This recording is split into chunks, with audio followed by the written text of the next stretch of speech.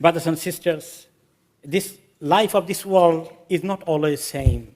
There are tests and trials. There are situations you feel you are lost. You feel you can't breathe anymore, too much. You can't bear anymore. This is a situation. It happened in personal life, in family life. It could be very ill. There could be emotional situation. It could be the ummah is suffering.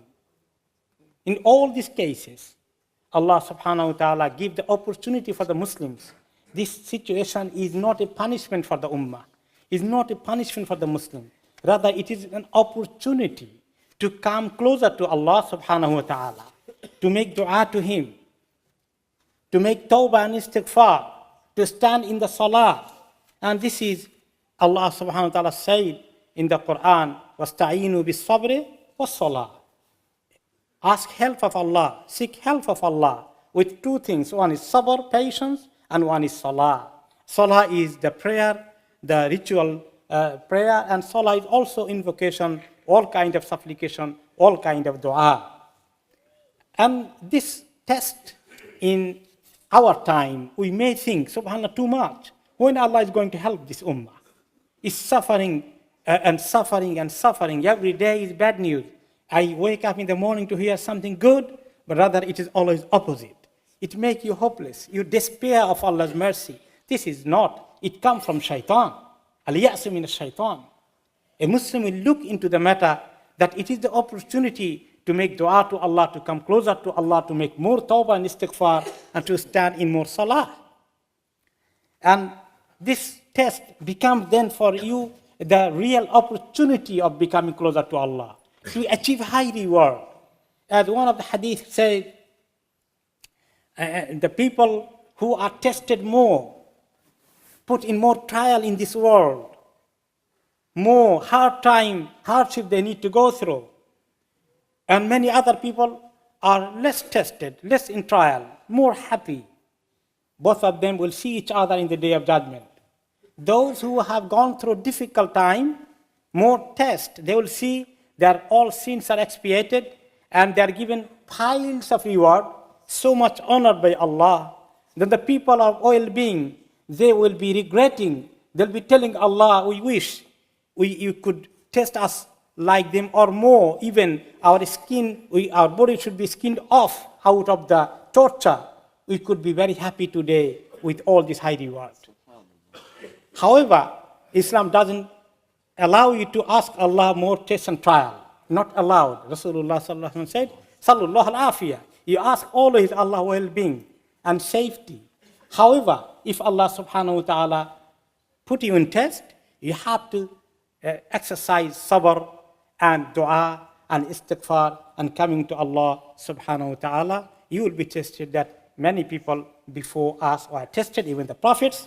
One of the ayah, Allah subhanahu wa ta'ala said, when the messengers despaired, even messenger despaired, and were certain that they had been denied, almost they reached to that, although none of the prophet will be in that, but it is an expression of the serious situation. There came to them our victory.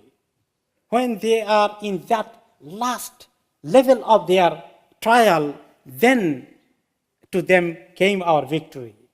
And whoever we willed was saved. Whoever he willed. Sometimes he will ask some of them as a shaheed, some of them could be saved. And our punishment cannot be repelled from the people who are criminals. They will be punished. And those who are suffered, they will be rewarded. Then another ayah, Allah subhanahu wa ta'ala says, or do you think that you will enter paradise while such trial has not yet come to you, as came to those who passed on before you? They were touched by poverty and hardship and were shaken until even their messenger and those who believed with him said, when is the help of Allah? You can imagine if a messenger can say, when is the help of Allah? How situation is, you can imagine. Then Allah said, unquestionably, the help of Allah is very near, very close. Allah subhanahu wa ta'ala also said people who suffer the hardship, He said, for indeed with hardship will be ease. Indeed, for hardship, with hardship will be ease. Marratain, twice in Surah Alam Nashrah. And that's why Allah subhanahu wa ta'ala would like that we come to Allah and we make dua to Him. وَإِذَا سَأَلَكَ عِبَادِي عَنِّي فَإِنِّي قَرِيبٌ أُجِيبُ دَعْوَةَ الدَّاعِ إِذَا دَعَانِ فَلْيَسْتَجِيبُوا لِي وَلْيُؤْمِنُوا بِي لَعَلَّهُمْ يَرْشُدُونَ. Say, what would and when my servants ask you concerning me, indeed I am near, not very far. I see, watch very closely. I know what is happening to them. I don't abandon them. I know. But I respond to the invocation of the supplicant when he calls upon me. He's listening day and night from you. In another ayah, he said, قُلْ مَا يَعْبَوْ بِكُمْ رَبِّي لَوْلَا دُعَاؤُكُمْ. Say, what would my Lord care for you if not for your supplication? Dua? Yes, He cares for our dua. He's very carefully listening to that. Of course, there is test in the life. Abu Ubaidah radiallahu anhu, a commander of Muslims facing very serious situation in front of the Roman emperor at that time in the battlefield. From the battlefield, he was telling number of our enemies huge. Our number is compared to that is very little. I'm worried for my people and the battle is in front of us. He was a bit worried. He wrote to Umar radiallahu anhu seeking his advice or support. Then Umar radiallahu anhu wrote back to him, أما بعد فإنه مهما ينزل بعبد مؤمن من منزل شدة يجعل الله بعده فرجا وإنه لن يغلب عسر يسرين وإن الله تعالى يقول في كتابه يا أيها الذين آمنوا اصبروا وصابروا ورابطوا واتقوا الله لعلكم تفلحون. He said, you should know whatever is a hardship come down to a believer, Allah will make after that ease for them. And Allah will never make the hardship is winning over two eases. So hardship is one and ease is two, as Allah mentioned in Surah Al-Sharh. And then He said, He wrote a Quranic ayah, as Allah said in the Quran, O you who have believed, persevere and endure and remain stationed, firm, and fear Allah that you may be successful. Whatever situation is shaking you, be firm.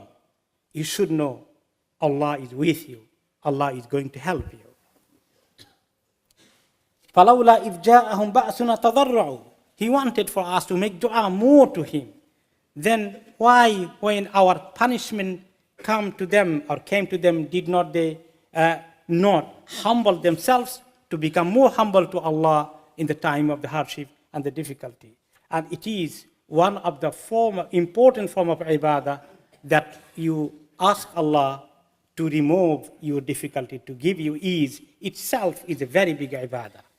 Many of the beautiful dua He left for us. Even Allah subhanahu wa ta'ala taught in the Quran. One of the important dua is dua of Dhinnun, Yunus alayhi salatu wasalam. When he was in the batn al-hut, in the stomach, in the belly of the fish, he was thrown away in the sea, eaten up by a big fish, a big whale. And he was making dua, La ilaha illa anta subhanaka inni kuntu min al-zalimin. There is no deity except you. Exalted are you. Indeed, I have been of the wrongdoers. So making dua and istighfar to Allah and tawbah in the time of difficulty. If somebody does like Yunus alayhi salam, لم يدعو بها رجل مسلم في شيء قط إلا استجيب له. Any Muslim does with this dua, sincerely praying to Allah, Allah will surely be responding to his dua. And also another dua of karb and musibah and disaster and hardship.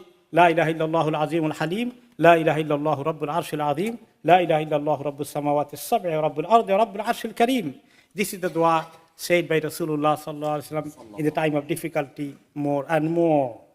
Anas radiallahu anhu narrates, كان صلى الله عليه وسلم إذا حزبه أمر قال يا حي يا قيوم برحمتك أستغيث. He used to say this dua when he was worried in any matter of amr, any matter become difficult for him. Also, he taught us dawat al-makrub, dua of the one who is in trial, in test. Allahumma rahmataka arju, fala takilni ila nafsi tarfat ayn, wa aslih li sha'ni kullahu, la ilaha illa ant. He said to Asma bint Umays radiyallahu anha, should I teach you, هل أعلمك كلمات تقوليهن عند الكرب أو في الكرب? Should I teach you some of the words you must say repeatedly when you are in difficult time? Allahu Rabbi, la ushriku bihi shay'a. And also, there is a very nice dua. Rasulullah sallallahu alaihi wasallam said, ما أصاب عبدا هم ولا حزن فقال اللهم إني عبدك ابن عبدك ابن أمتك ناصيتي بيدك ماض في حكمك عدل في قضاؤك أسألك بكل اسم هو لك سميت به نفسك أو أنزلته في كتابك أو علمته أحدا من خلقك أو استأثرت به في علم الغيب عندك أن تجعل القرآن العظيم ربيع قلبي ونور صدري وجلاء حزني وذهاب همي إلا أذهب الله حزنه وهمه وأبدله مكانه فرحا. If anybody is in fall in difficulty, afflicted with some kind of disaster and hard time, let him say the dua. If he says sincerely, Allah subhanahu wa ta'ala will be surely taking his all worry away and changing his situation from difficulty to ease and to joy. May Allah subhanahu wa ta'ala give us tawfiq to pray to Allah in the time of the ummah, in the time of our personal life, family life, disaster going through, hardship. We don't know sometimes, you can't breathe anymore, too much, one after another. Ummah is facing all this difficulty. What is our duty? We do our best, whatever we can do, but most important one, we never abandon, we never feel, despair to come to Allah for His mercy, making beautiful du'as.